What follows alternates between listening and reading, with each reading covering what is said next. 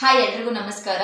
ನನ್ನ ವಿಡಿಯೋದಲ್ಲಿ ತುಂಬಾ ಜನ ಕಮೆಂಟ್ ಮಾಡಿ ಕೇಳ್ತಾ ಇರೋದು ಸ್ಲೀವ್ ಅಟ್ಯಾಚ್ ಮಾಡೋದು ಯಾವ ರೀತಿ ತೋರಿಸಿ ಅಂತ, ಜೊತೆಗೆ ಸೈಡ್ ಜಾಯಿಂಟ್ ಯಾವ ರೀತಿ ಸ್ಟಿಚಿಂಗ್ ಮಾಡ್ಕೊಳ್ಳೋದು ತೋರಿಸಿ ಅಂತ ಕೇಳ್ತಾ ಇದ್ರಿ.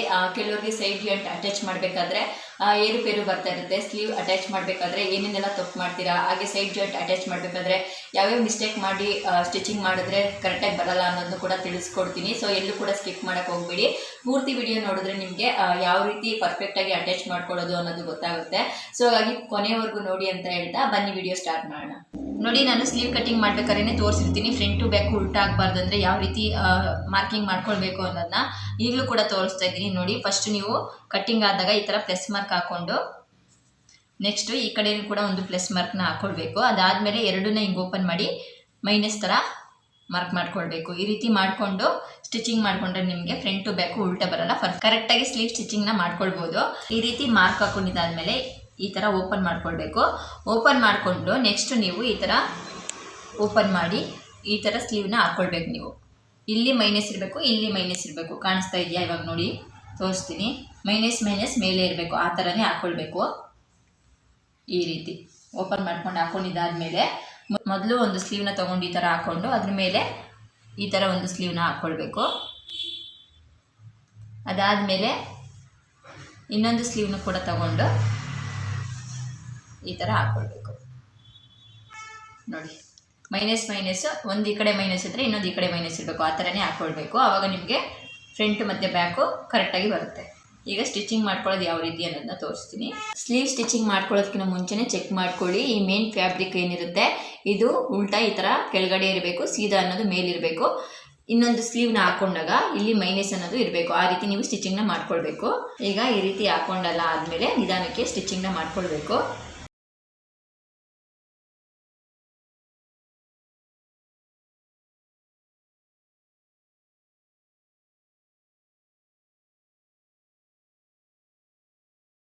ನೋಡಿ, ಈ ಥರ ಸ್ಟಿಚಿಂಗ್ ಮಾಡ್ಕೊಂಡಿದ್ದಾದಮೇಲೆ ಇದನ್ನು ಈ ಥರ ಟರ್ನ್ ಮಾಡಿಕೊಂಡು ಇಲ್ಲಿ ಒಂದು ಹೊಲಿಗೆನ ಹಾಕ್ಕೊಳ್ಬೇಕು. ಇಲ್ಲಿ ಸ್ಟಿಚಿಂಗ್ ಮಾಡಬೇಕಾದ್ರೆ ಇಲ್ಲಿ ಟೆನ್ಷನ್ ಪಕ್ಕ ಇಲ್ಲಿ ಸ್ಟಿಚಿಂಗ್ ಆಗಿರುತ್ತಲ್ಲ, ಇದನ್ನು ಕರೆಕ್ಟಾಗಿ ಟೆನ್ಷನ್ಗೆ ಕೂರಿಸ್ಕೊಂಡು ಸ್ಟಿಚಿಂಗ್ ಮಾಡ್ಕೊಳ್ಳಿ, ಆವಾಗ ಕರೆಕ್ಟಾಗಿ ಬರುತ್ತೆ.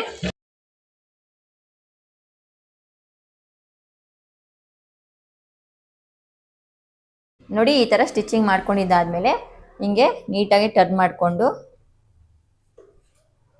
ಇಲ್ಲಿ ಕಿನಾರಿ ಹಾಕ್ಕೊಳ್ಬೇಕು. ಫೋಲ್ಡ್ ಮಾಡ್ಕೊಂಡು ಈ ಥರ ನೀಟಾಗೆ ಫೋಲ್ಡ್ ಮಾಡಿಕೊಂಡು ನಿಧಾನಕ್ಕೆ ಕಿನಾರಿ ಹಾಕ್ಕೊಳ್ಳಿ.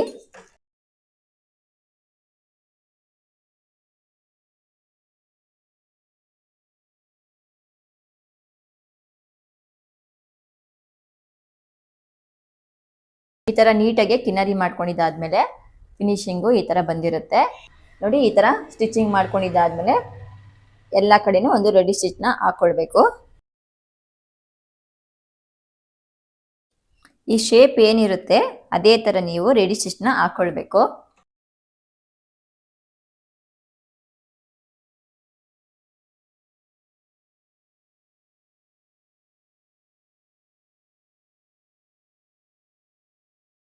ರೆಡಿ ಸ್ಟಿಚ್ ಎಲ್ಲ ಹಾಕೊಂಡಿದ್ದಾಯ್ತು. ಈ ಥರ ಪ್ಲಸ್ ಅನ್ನೋದು ಮೇಲೆ ಕಾಣಿಸ್ತಾ ಇರುತ್ತೆ ಸ್ಟಿಚಿಂಗ್ ಆದಮೇಲೆ, ಮೈನಸ್ ಅನ್ನೋದು ಒಳಗಡೆ ಹೋಗಿರುತ್ತೆ. ಈಗ ಎಕ್ಸ್ಟ್ರಾ ಇರುವಂಥ ಕ್ಲಾತ್ನ ಸೈಡಲ್ಲಿ ಇರೋದನ್ನ ಕಟ್ಟಿಂಗ್ ಮಾಡ್ಕೊಳ್ಳೋಣ.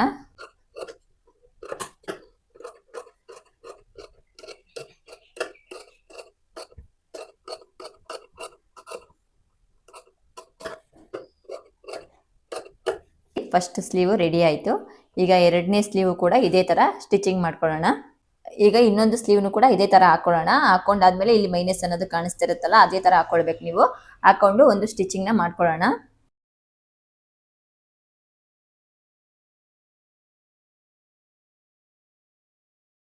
ಈ ರೀತಿ ಸ್ಟಿಚಿಂಗ್ ಮಾಡ್ಕೊಂಡಿದ್ದಾದ್ಮೇಲೆ ಇಲ್ಲಿ ಎಕ್ಸ್ಟ್ರಾ ಕ್ಲಾತ್ ಇದ್ದರೆ ಕಟ್ ಮಾಡ್ಕೊಳ್ಳಿ.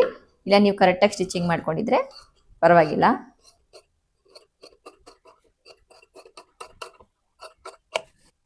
ಈ ರೀತಿ ಕಟ್ ಮಾಡ್ಕೊಂಡಿದ್ದಾದ್ಮೇಲೆ ಹಿಂಗೆ ಟರ್ನ್ ಮಾಡಿಕೊಂಡು ಒಂದು ಸ್ಟಿಚಿಂಗ್ನ ಮಾಡ್ಕೊಳ್ಳೋಣ. ಮೊದಲೇ ಸ್ಲೀವಲ್ಲಿ ಯಾವ ರೀತಿ ಸ್ಟಿಚಿಂಗ್ ಮಾಡ್ಕೊಂಡಿದ್ವಿ ಅದೇ ರೀತಿ ಸ್ಟಿಚಿಂಗ್ ಮಾಡ್ಕೊಳ್ಳೋಣ.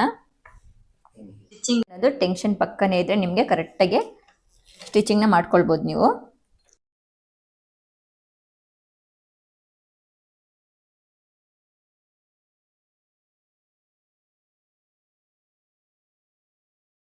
ಈ ರೀತಿ ಸ್ಟಿಚಿಂಗ್ ಮಾಡ್ಕೊಂಡಾದ್ಮೇಲೆ ಮೊದಲನೇ ಸ್ಲೀವಲ್ಲಿ ಯಾವ ರೀತಿ ಈ ಥರ ಫೋಲ್ಡ್ ಮಾಡಿಕೊಂಡು ಕಿನ್ನರಿ ಹಾಕೊಂಡಿದ್ವಿ ಅದೇ ಥರ ಇಲ್ಲೂ ಕಿನ್ನರಿ ಹಾಕೊಳ್ಳೋಣ. ನೀಟಾಗಿ ಈ ಥರ ಫ್ಲಾಟಾಗಿ ಫೋಲ್ಡ್ ಮಾಡ್ಕೊಳ್ಬೇಕು ನೀವು. ಇಲ್ಲಿ ಬಟ್ಟೆನ ನೀಟಾಗಿ ಈ ಥರ ಫ್ಲಾಟಾಗಿ ಎಳ್ಕೊಂಡು ಕಿನ್ನರಿ ಹಾಕೊಳ್ಳಿ.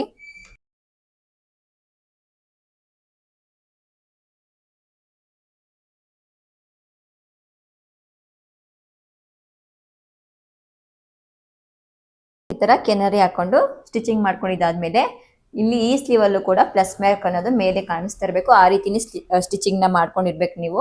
ಅದಾದ್ಮೇಲೆ ಈಗ ಏನು ಶೇಪ್ ಇದೆ ಅದ್ರ ಪ್ರಕಾರ ರೆಡಿ ಸ್ಟಿಚ್ನ ಹಾಕೊಳ್ಳೋಣ.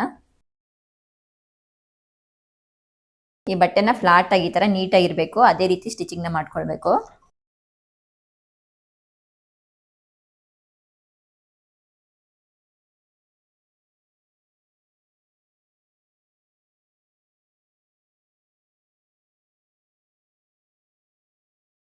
ಈ ಥರ ಎಲ್ಲ ಸ್ಟಿಚಿಂಗ್ ಮಾಡ್ಕೊಂಡಿದ್ದಾದ್ಮೇಲೆ ಎಕ್ಸ್ಟ್ರಾ ಕ್ಲಾತ್ ಏನಿರುತ್ತೆ ಅದನ್ನ ಕಟ್ ಮಾಡ್ಕೊಳ್ಳೋಣ.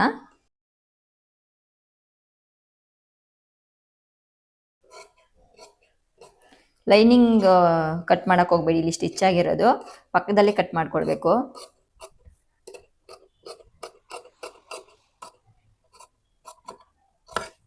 ನೋಡಿ ಈ ಸ್ಲೀವ್ ಕೂಡ ರೆಡಿ ಆಗಿದೆ. ಎರಡು ಸ್ಲೀವ್ ಕೂಡ ಸ್ಟಿಚಿಂಗ್ ಮಾಡ್ಕೊಂಡಿದ್ದೀವಿ. ಈಗ ಅಟ್ಯಾಚ್ ಮಾಡ್ಕೊಳ್ಳೋದನ್ನ ತೋರಿಸ್ತೀನಿ. ಅಟ್ಯಾಚ್ ಮಾಡ್ಕೊಳ್ಳೋದಕ್ಕಿಂತ ಮುಂಚೆ ನೀವು ಇಲ್ಲಿ ಸ್ಟಿಚಿಂಗ್ ಮಾಡ್ಕೊಳ್ಳೋದಕ್ಕೆ ಎಷ್ಟು ಬೇಕೋ ಅಷ್ಟಕ್ಕೆ 1/2 ಇಂಚ್ ಅಷ್ಟು ಈ ಥರ ಮಾರ್ಕಿಂಗ್ನ ಮಾಡ್ಕೊಳ್ಳಿ.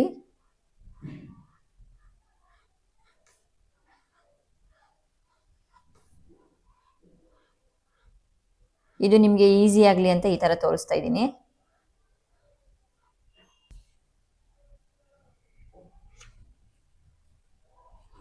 ಇದೇ ಥರ ಇನ್ನೊಂದು ಸ್ಲೀವ್ಗೂ ಕೂಡ ಮಾರ್ಕಿಂಗ್ನ ಮಾಡ್ಕೊಳ್ಳಿ.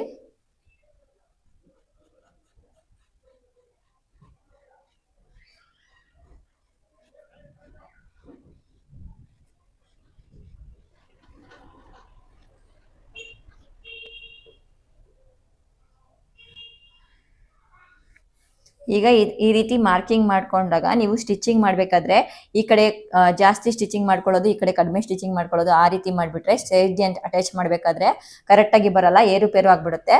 ಅದಕ್ಕೆ ನೀವು ಈ ಕಡೆ ಎಷ್ಟು ಲೆವೆಲಲ್ಲಿ ಸ್ಟಿಚಿಂಗ್ ಮಾಡ್ಕೊಂಡಿರ್ತೀರೋ ಇಲ್ಲಿ ಈ ಕಡೆನೂ ಕೂಡ ಅಷ್ಟೇ ಲೆವೆಲ್ಗೆ ನೀವು ಸ್ಟಿಚಿಂಗ್ ಮಾಡ್ಕೊಂಡಿರ್ಬೇಕು. ಸೊ ಅದರಿಂದ ನೀವು ಮೊದಲೇ ಈ ಥರ ಈಕ್ವಲ್ ಆಗಿ ಕರೆಕ್ಟಾಗಿ ಮಾರ್ಕಿಂಗ್ ಮಾಡ್ಕೊಂಡ್ಬಿಟ್ರೆ ಕರೆಕ್ಟಾಗಿ ನೀವು ಸ್ಟಿಚಿಂಗ್ನ ಮಾಡ್ಕೊಳ್ಬೋದು. ಈ ಥರ ನೀಟಾಗಿ ಸಮವಾಗಿ ಈಕ್ವಲ್ ಆಗಿ ಫೋಲ್ಡಿಂಗ್ ಮಾಡಿಕೊಂಡು ಕರೆಕ್ಟಾಗಿ ಮಧ್ಯಕ್ಕೆ ಒಂದು ನ್ಯಾಚ್ನ ಹಾಕ್ಕೊಳ್ಬೇಕು.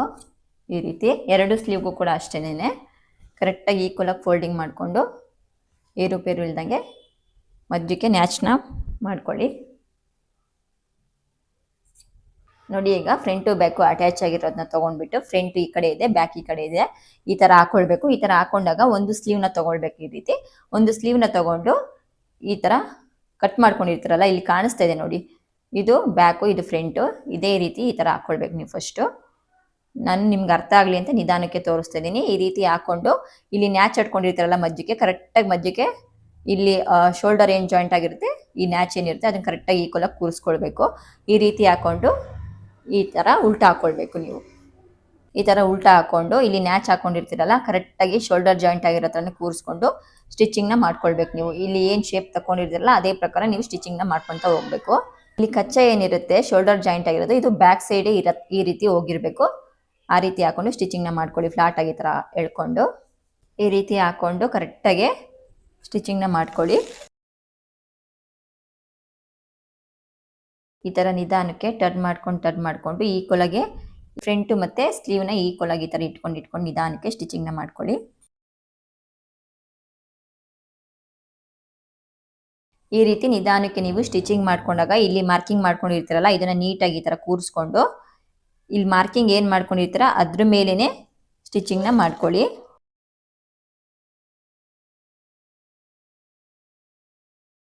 ನೋಡಿ ಈಗ ಫ್ರಂಟ್ ಸೈಡ್ದು ಸ್ಟಿಚಿಂಗ್ ಮಾಡ್ಕೊಂಡಿದ್ದಾಗಿದೆ. ಈಗ ಈ ಕಡೆದು ಸ್ಟಿಚಿಂಗ್ ಮಾಡ್ಕೊಳ್ಳೋಣ.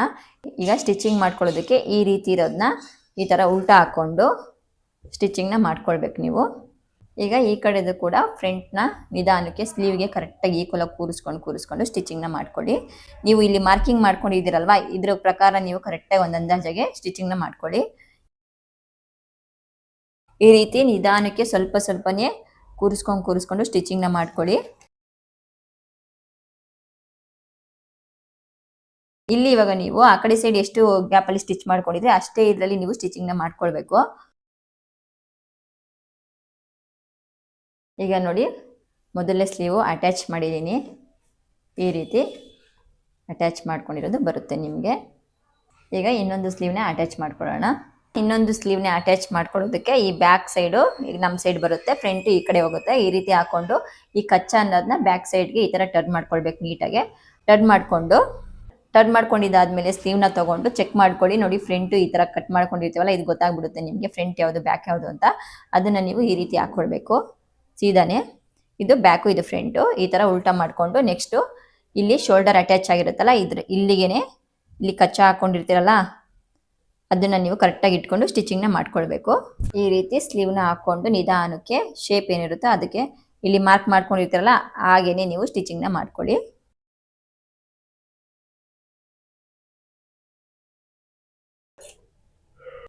ನಿಧಾನಕ್ಕೆ ಈ ಥರ ನೀಟಾಗಿ ಕೂರಿಸ್ಕೊಂಡು ಸ್ಟಿಚಿಂಗ್ನ ಮಾಡ್ಕೊಳ್ಳಿ.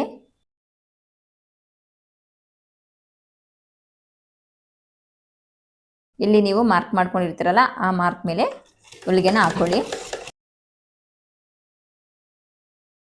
ಈಗ ಈ ಕಡೆದು ಸ್ಟಿಚಿಂಗ್ ಮಾಡ್ಕೊಂಡಿದ್ದೀವಲ್ಲ, ಈ ಕಡೆ ಸ್ಟಿಚಿಂಗ್ ಮಾಡ್ಕೊಳ್ಳೋದಕ್ಕೆ ಈ ಥರ ಟರ್ನ್ ಮಾಡಿಕೊಂಡು ಉಲ್ಟಾನ ಹಾಕೊಂಡು ಸ್ಟಿಚಿಂಗ್ನ ಮಾಡ್ಕೊಳ್ಬೇಕು. ಈ ಕಡೆ ಸ್ಟಿಚ್ ಮಾಡ್ಕೊಳ್ಳೋದಕ್ಕೆ ಇಲ್ಲಿ ಮಾರ್ಕ್ ಮಾಡ್ಕೊಂಡಿರ್ತಾರಲ್ಲ, ಇದು ನಿಮಗೆ ನೋಡ್ತಾ ಇದ್ರೆ ಕಣ್ಣಾಳ್ತಲೇ ನಿಮ್ಗೆ ಗೊತ್ತಾಗ್ತಿರುತ್ತೆ ಎಷ್ಟು ಡಿಸ್ಟೆನ್ಸ್ ಇರುತ್ತೆ ಅಂತ. ಅದನ್ನ ನೋಡಿಕೊಂಡು ಅಂದಾಜಾಗೆ ಸ್ಟಿಚಿಂಗ್ನ ಮಾಡ್ಕೊಳ್ಳಿ. ನೀಟಾಗಿ ಈ ಥರ ಕೂರಿಸ್ಕೊಂಡು ನಿಧಾನಕ್ಕೆ ಸ್ಟಿಚಿಂಗ್ ಮಾಡ್ಕೊಳ್ಬೇಕು. ನೀಟಾಗಿ ಕೂರಿಸ್ಕೋಬೇಕಾದ್ರೆ ಇಲ್ಲಿ ಈ ಥರ ಎಲ್ಲ ಬಟ್ಟೆ ಸಿಗೋಕೊಳ್ತಾ ಇರುತ್ತೆ. ನೀವು ಅದನ್ನು ನೀಟಾಗಿ ಫ್ಲಾಟಾಗಿ ಕೂರಿಸ್ಕೊಂಡು ಇಷ್ಟಿಷ್ಟೇ ಚಿಕ್ಕದಾಗಿ ಕೂರಿಸ್ಕೊಂಡು ಸ್ಟಿಚ್ ಮಾಡ್ಕೊಳ್ಳಿ. ಆವಾಗ ನಿಮಗೆ ಬಟ್ಟೆ ಸಿಗೋಕೊಳ್ಳಲ್ಲ, ಸ್ಟಿಚಿಂಗು ಕರೆಕ್ಟಾಗಿ ಬರುತ್ತೆ. ಈಗ ಇಲ್ಲಿ ನೀವು ಆ ಕಡೆ ಎಷ್ಟು ಡಿಸ್ಟೆನ್ಸಲ್ಲಿ ನೀವು ಸ್ಟಿಚಿಂಗ್ ಮಾಡ್ಕೊಂಡಿರ್ತೀರಾ ಅದೇ ರೀತಿ ನೀವು ಸ್ಟಿಚಿಂಗ್ನ ಮಾಡ್ಕೊಳ್ಬೇಕು.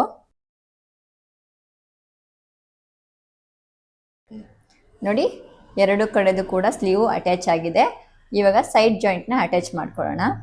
ಈಗ ಸೈಡ್ ಜಾಯಿಂಟ್ ಅಟ್ಯಾಚ್ ಮಾಡೋದಕ್ಕೆ ಯಾವ ರೀತಿ ಮಾರ್ಕಿಂಗ್ ಮಾಡ್ಕೊಳ್ಳೋದು ಅನ್ನೋದನ್ನ ತೋರಿಸ್ತೀನಿ ನೋಡಿ. ಈಗ ಹಿಂಗೆ ಹಾಕೊಂಡಾಗ ನಿಮಗೆ ಉಕ್ಸ್ಪಟ್ಟಿ ಮತ್ತು ಕಾಜಾಪಟ್ಟಿ ಯಾವ ಸೈಡ್ ಇದೆ ಅಂತ ಚೆಕ್ ಮಾಡ್ಕೊತೀರಲ್ವಾ. ನೋಡಿ ಇದು ಕಾಜಾಪಟ್ಟಿ. ಈ ಕಾಜಾಪಟ್ಟಿ ಸೈಡು ಫಸ್ಟು ನೀವು ಅಳತೆ ಬ್ಲೌಸ್ನ ತಗೊಂಡು ಇಲ್ಲಿ ನೀವು ಕಾಜಾಪಟ್ಟಿ ಬಿಟ್ಬಿಟ್ಟು ಈ ಕಡೆಯಿಂದ ಕೆಳಗಡೆ ಸೊಂಟದ ಸುತ್ತಳತೆ ಹತ್ರ ಕಾಜಾಪಟ್ಟಿ ಬಿಟ್ಟು ಎಂಡಿಂಗ್ ಸ್ಟಿಚ್ ಎಲ್ಲಿದೆ ಅಲ್ಲಿಗೆ ಎಷ್ಟು ಇಂಚು ಬರ್ತಾಯಿದೆ ಚೆಕ್ ಮಾಡ್ಕೊಳ್ಬೇಕು. 7.5 ಇಂಚಸ್ ಬರ್ತಾಯಿದೆ. ಇದೇ ಮೆಜರ್ಮೆಂಟ್ನ ನೀವು ಹೊಲ್ದಿರೋ ಅಂಥ ಬ್ಲೌಸ್ನ ತಗೊಂಡು ಇಲ್ಲಿ ನೀಟಾಗಿ ಈಕ್ವಲ್ ಆಗಿ ಇಟ್ಕೊಳ್ಬೇಕು. ನೀವು ಇದನ್ನ ಇಲ್ಲಿ ಅಷ್ಟೇ ಈಕ್ವಲ್ ಆಗಿ ಇಟ್ಕೊಂಡು ಇಲ್ಲಿಂದ ಕಾಜಾಪಟ್ಟಿ ಬಿಟ್ಟು ಇಲ್ಲಿಗೆ 7.5 ಇಂಚಸ್ ಎಳ್ಳು ಬರ್ತಾ ಇದೆ ನೋಡ್ಬಿಟ್ಟು ಮಾರ್ಕ್ನ ಮಾಡ್ಕೊಳ್ಬೇಕು. ಈ ಥರ ನೋಡಿ ಇಲ್ಲಿಗೆ ಮಾರ್ಕ್ ಮಾಡ್ಕೊಂಡಿದ್ದಾದ್ಮೇಲೆ ಇಲ್ಲಿ ಕಾಜಾಪಟ್ಟಿ ಬಿಟ್ಟು ಇಲ್ಲಿಂದ ಇಲ್ಲಿಗೆ ಅಟ್ಯಾಚ್ ಆಗಿದೆಯಲ್ಲ ಸ್ಲೀವು, ಇಲ್ಲಿಗೆ ಎಷ್ಟು ಇಂಚ್ ಬರುತ್ತೆ ಅಂತ ಈ ರೀತಿ ಎಳ್ಕೊಂಡು ಚೆಕ್ ಮಾಡ್ಕೊಳ್ಳಿ. ನೋಡಿ ಈ ರೀತಿ 8 ಇಂಚು ಬರ್ತಾ ಇದೆ. ಇದೇ 8 ಇಂಚನ್ನ ನೀವು ಸ್ಟಿಚಿಂಗ್ ಮಾಡ್ಕೊಳ್ಳೋ ಅಂಥ ಬ್ಲೌಸ್ಗೆ ಮೆಜರ್ಮೆಂಟ್ನ ಇಟ್ಕೊಂಡು ಮಾರ್ಕಿಂಗ್ನ ಮಾಡ್ಕೊಳ್ಬೇಕು. ಈ ರೀತಿ ಕಾಜಾಪಟ್ಟಿ ಬಿಟ್ಟು ಇಲ್ಲಿಂದ ಇಲ್ಲಿಗೆ ಈ ಥರ ಫ್ಲಾಟಾಗಿ ಹಿಂಗೆ ಎಳ್ಕೊಳ್ಳಿ. ಇಲ್ಲಿ ಈಕ್ವಲ್ ಆಗಿರಬೇಕು ನೋಡಿ. ಈ ಥರ ಈಕ್ವಲ್ ಆಗಿ ಇಟ್ಕೊಂಡು ಇಲ್ಲೂ ಅಷ್ಟೇ ಈ ರೀತಿ ಫ್ಲಾಟಾಗಿ ಎಳ್ಕೊಂಡು ನೋಡ್ಕೊಳ್ಳಿ ನೀವು ಈಕ್ವಲ್ ಆಗಿದೆಯಲ್ವ ಅಂತ. ಇಲ್ಲಿಂದ 8.5 ಇಂಚಸ್ಗೆ ಇಲ್ಲಿಂದ ಇಟ್ಕೊಂಡು 8.5 ಇಂಚಸ್ ಇಲ್ಲಿ ಬರ್ತಾಯಿದೆ ನೋಡಿ, ಮಾರ್ಕ್ನ ಮಾಡ್ಕೊಳ್ಳಿ. ನೋಡಿ ಇಲ್ಲಿಗೆ ಬರ್ತಾಯಿದೆ, ಇಲ್ಲಿ ಮಾರ್ಕ್ನ ಮಾಡ್ಕೊಳ್ತೀನಿ. ಅದಾದಮೇಲೆ ನೀವು ತೋಳಿನ ಸುತ್ತಳತೆ ಚೆಕ್ ಮಾಡಿಕೊಂಡು ಇಲ್ಲಿಂದ ಇಲ್ಲಿಗೆ ಎಷ್ಟು ಬರ್ತಾಯಿದೆ ನೋಡಿ, 6 ಇಂಚು ತೋಳಿನ ಸುತ್ತಳತೆ ಬರ್ತಾಯಿದೆ. ಅದೇ ಮೆಜರ್ಮೆಂಟ್ನ ನೀವು ಹೊಲಿಬೇಕಾಗಿರೋ ಬ್ಲೌಸಲ್ಲಿ ಈ ಥರ ಇಟ್ಕೊಂಡು 6 ಇಂಚ್ಗೆ ಮಾರ್ಕಿಂಗ್ನ ಮಾಡ್ಕೊಳ್ಳಿ. ಈ ಥರ ಮಾರ್ಕಿಂಗ್ ಮಾಡ್ಕೊಂಡಿದ್ದಾದಮೇಲೆ ಮೊದಲು ನೀವು ಇಲ್ಲಿ ಈ ಥರ ಈಕ್ವಲ್ ಆಗಿ ಇಟ್ಕೊಂಡು